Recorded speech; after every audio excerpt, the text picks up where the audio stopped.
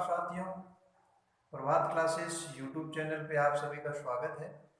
आज अपन वर्ग से संबंधित कुछ प्रॉब्लम हल करेंगे, क्योंकि हमने पहले वर्ग से संबंधित एक वीडियो बनाया था, तो आप उस वीडियो को जरूर देखिए। और आपको बताना चाहूँगा कि आज अपन वर्ग से संबंधित कुछ महत्वपूर्ण क्वेश्चन है उसके बारे में चर्चा करेंगे बारी बारी से। तो आपका पहला क्वेश्चन, एक वर्ग के अंतःवर्त तथा परिवर्त के क्षेत्रफलों का अनुपात क्या होगा। तो आपके सामने ये ऑप्शन है, एक अनुपात √2, एक अनुपात √3, एक अनुपात एक अनुपात 2 और एक अनुपात 4। तो अपन सबसे पहले देखते हैं एक वर्ग और इसके अंत एक वर्ग है आपका। तो सबसे पहले आपको ध्यान रखना है कि अंतःवर्त और परिवर्त दोनों देखते हैं। तो ये आपके सामने है एक वर्ग, इस तरह से दो वर्ग है जिसके अपन अंतःवर्त और परिवर्त बनाते हैं। थोड़ा सा आपको ध्यान से देखना है। तो इस वर्ग के अंदर आप अंतःवर्त,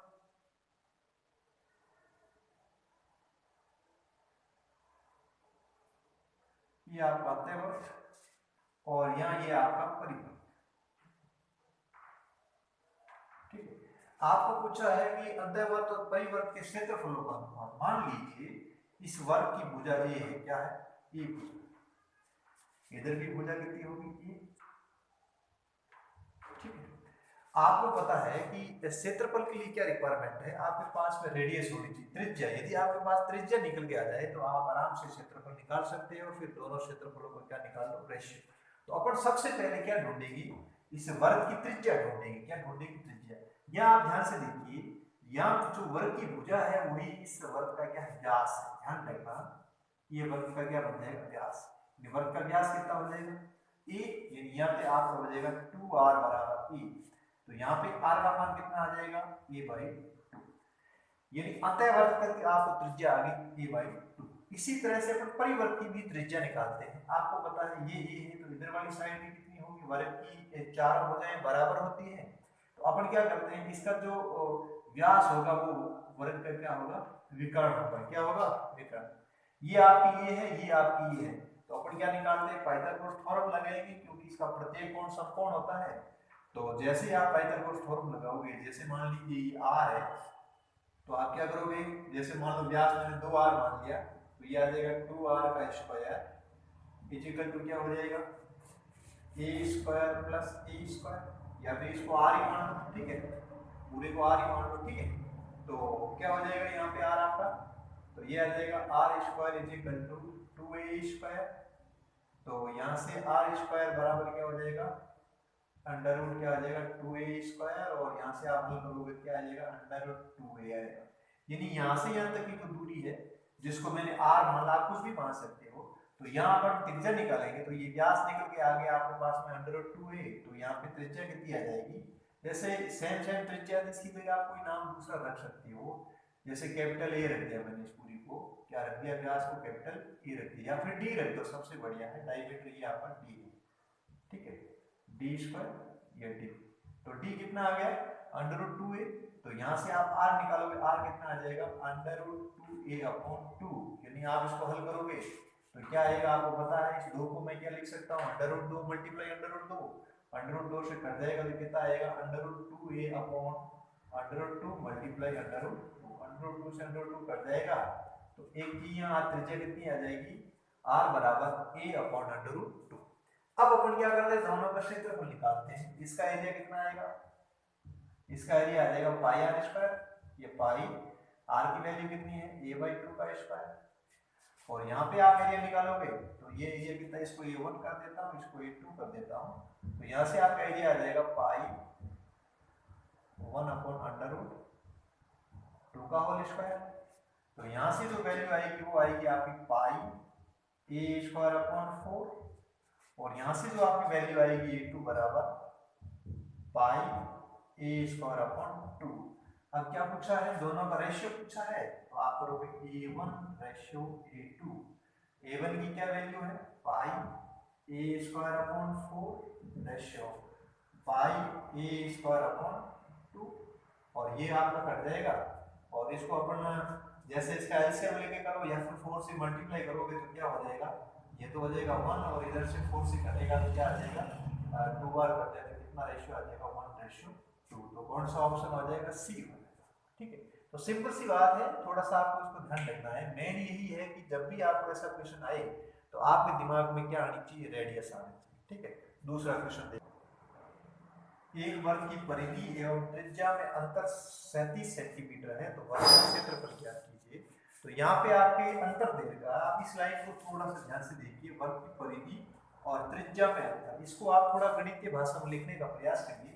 जैसे परिधि दे रखी, तो परिधि क्या होगी 2πr, और त्रिज्या क्या मान लो r, और दोनों में क्या दे रखा है, अंतर दे रखा है। अंतर कितना दिया हुआ 37 सेंटीमीटर। तो यानी आपको इस चीज को इस तरह से लिखना है कि वर्ग की परिधि और त्रिज्या में अंतर कितना है 37 सेंटीमीटर। अब अपन क्या करते हैं, आगे बढ़ने की पहले यहाँ से आप क्या निकालिए, r निकालिए। क्या निकालिए, r। मैं क्या करता हूँ, इसको हल करता हूँ, r कॉमन ले लीजिए।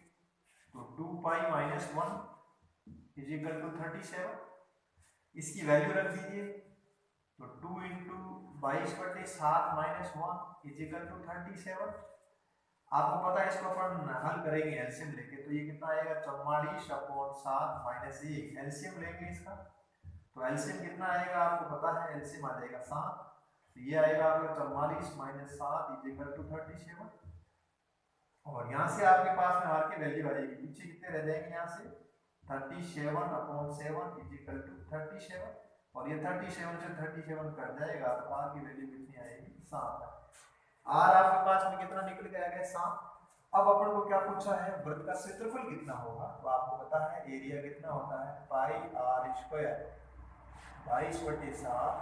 आर का मान कितना दे रखा, 7 × 7 कट जाएगा तो कितना आ जाएगा 154 सेंटीमीटर²।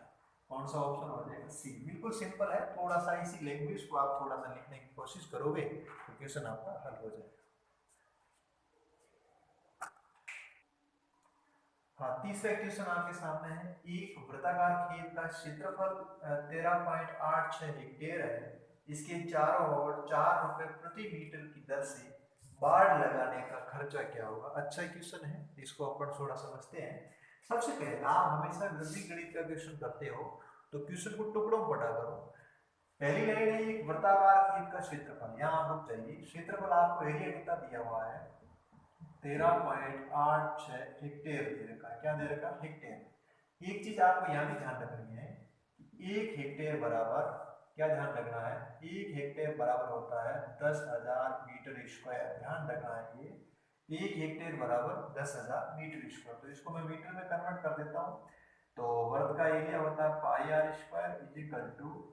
= 13.86 मल्टीप्लाई क्या हो जाएगा 10,000। ठीक है, और यहाँ से इसको करोगे 2 पॉइंट से 2 जीरो उड़ जाएंगे, और यहाँ से आप आर निकालने की कोशिश करोगे तो ये आएगा आपका 1386 × 100 अपॉन क्या हो जाएगा पाई।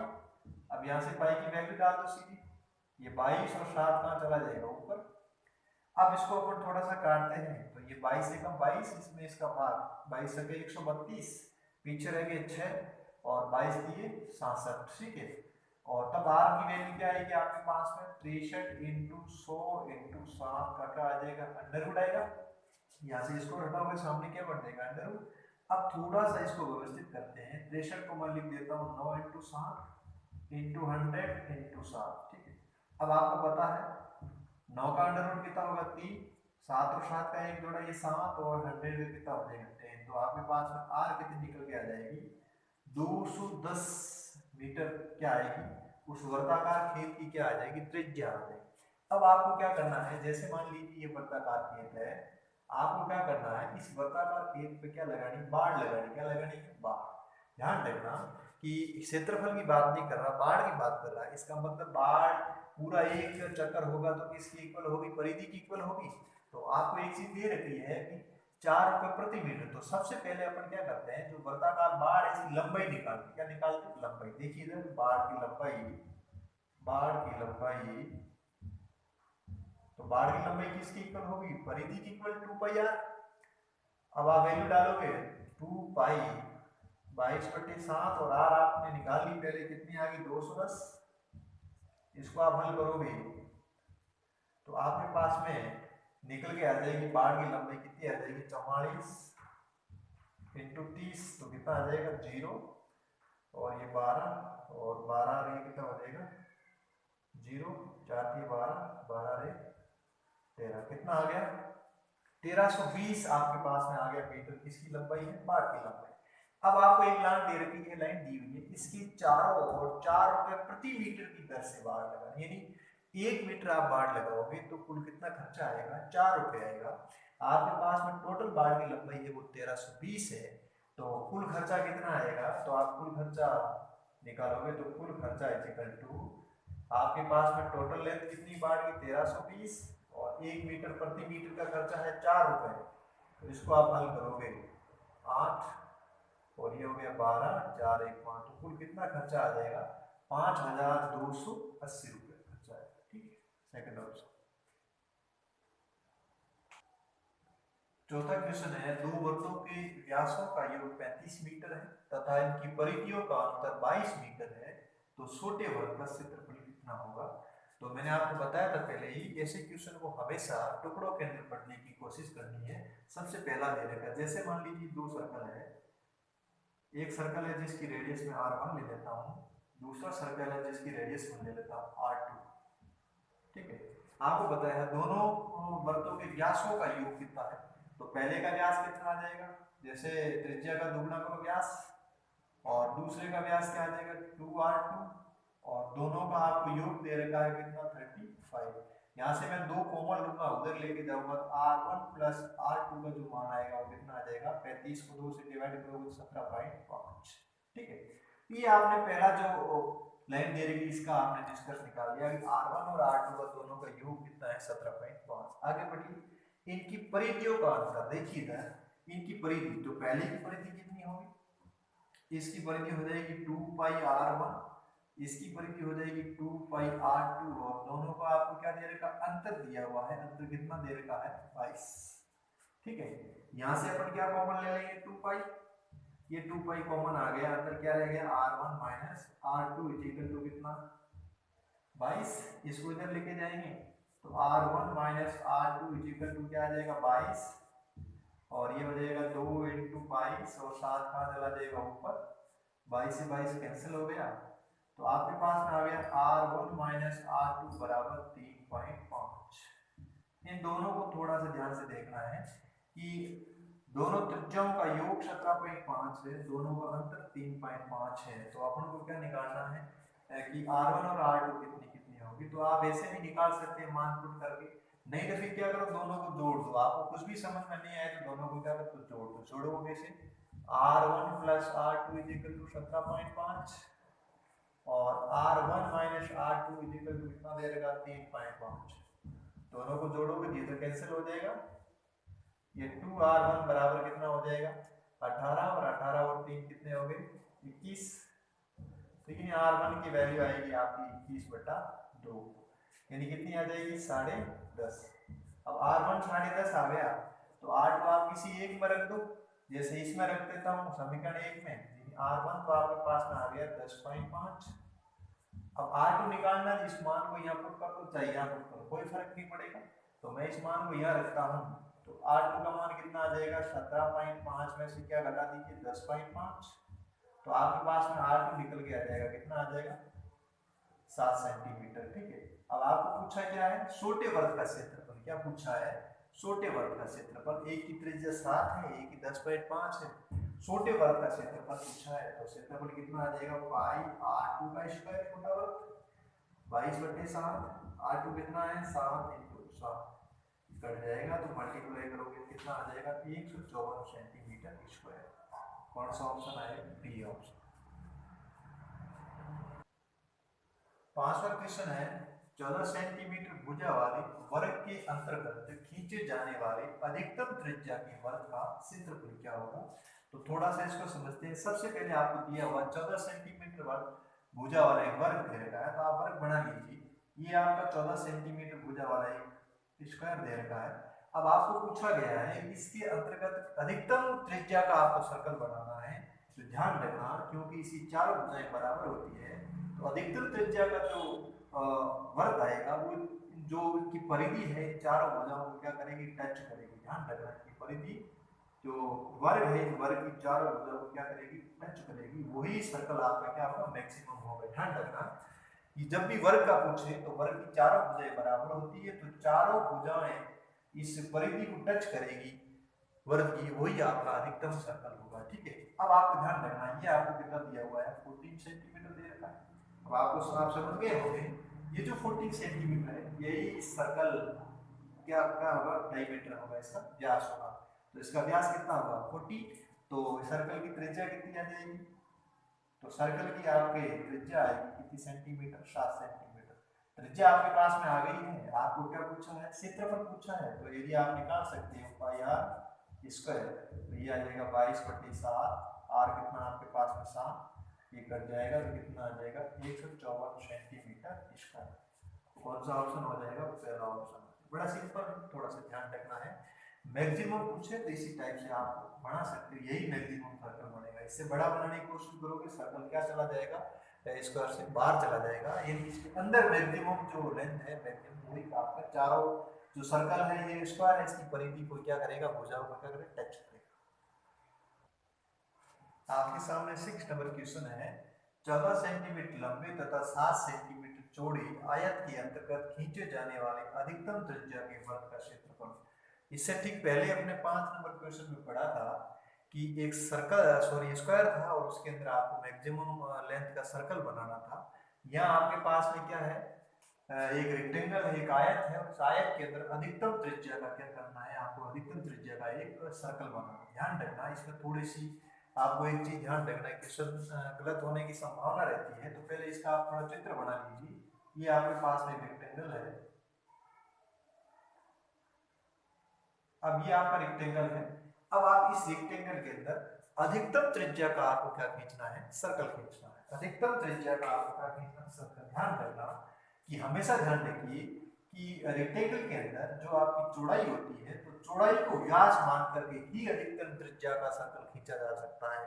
ध्यान रखना, आप जैसे इस लंबाई को व्यास मान के खींचोगे तो आपका सर्कल कहाँ चला जाएगा, बाहर चला जाएगा। इसीलिए हमेशा ध्यान रखना है कि मैक्सिमम सर्कल आपका यही हो सकता है जिसकी डायमीटर क्या हो, ये आपकी चौड़ाई हो। इससे क्योंकि आप क्या करोगे, ये कोशिश करोगे, जैसे मान लीजिए चौड़ाई को मैं मान के खींचूंगा तो सर्कल कहाँ चला जाएगा, बाहर चला जाएगा। तो आपको एक चीज ध्यान रखनी है, जो रेक्टेंगल की चौड़ाई है वही सर्कल का क्या होगा, व्यास होगा। ध्यान रखना, रेक्टेंगल की आपको दे रखा है लेंथ कितनी दी हुई इसकी 40, और इसकी जो चौड़ाई है वो कितनी है आपकी 7 सेंटीमीटर है। तो ये आपकी जो 7 सेंटीमीटर है वही सर्कल की क्या बन जाएगी, व्यास बन जाएगा सर्कल का, यानी 2r बराबर कितना हो जाएगा, 7। और यहाँ से आपकी r की वैल्यू कितनी आएगी, 7/2। अब आपको क्या पूछा, एरिया पूछा है, तो एरिया आपका आ जाएगा पाई आर स्क्वायर। वैल्यू रखोगे 22/7, 7/2 मल्टीप्लाई 7/2, एक साथ से एक साथ कट गया, और ये कट जाएगा 11, और 11×7 = 77 को 2 से डिवाइड करोगे तो कितना आ जाएगा आपके 38.5 सेंटीमीटर स्क्वायर। तो कौन सा ऑप्शन हो जाएगा, सी ऑप्शन हो जाएगा। ध्यान रखना, आपको कभी भी ऐसा नहीं करना है कि 14 का 7 करके कर दो, चित्र जरूर बनाना, क्योंकि आपको पता है कि चौड़ाई के अंदर ही सर्कल बनेगा, और जितनी आपकी चौड़ाई है उसको व्यास मानकर खींचोगे तो ही आपका बनेगा। और ये ध्यान रखना, ये हमेशा किसको टच करेगा, लेंथ को टच करेगा, दोनों की जो रेक्टेंगल की लेंथ है इससे बाहर नहीं जाना चाहिए। ठीक है, तो ये है आपके वर्ग से रिलेटेड कुछ प्रॉब्लम, और आप इस क्वेश्चन को जरूर आप हल करोगे, और सभी को हल करने का प्रयास करना है, और आपको कमेंट करके बताना है कि आपने कितने क्वेश्चन हल किए। और इसके अलावा यदि क्वेश्चन कोई समझ में नहीं आए तो भी मुझे आप कमेंट बॉक्स में कमेंट करके जरूर बताइए। और आपसे मैं मतलब कहने का मतलब है कि यदि आपको कोई क्वेश्चन समझ में नहीं आए तो इसका जो मैंने वर्ड से रिलेटेड एक वीडियो अपलोड कर रखा है पहले से, उस वीडियो को आप जरूर देखें, और उसको देखोगे और उसके बाद में ये सारे क्वेश्चन आप करने का प्रयास करोगे तो आपके सारे क्वेश्चन हल हो जाएंगे। ठीक है, तो आप इस चैनल को लाइक शेयर सब्सक्राइब भी करना है, और मित्रों तक ज़्यादा से ज़्यादा अपने मित्रों तक आप शेयर करिए, और इस क्लास को आप करने का प्रयास करिए, तो आप जरूर इससे कुछ आपको फायदा होगा। धन्यवाद।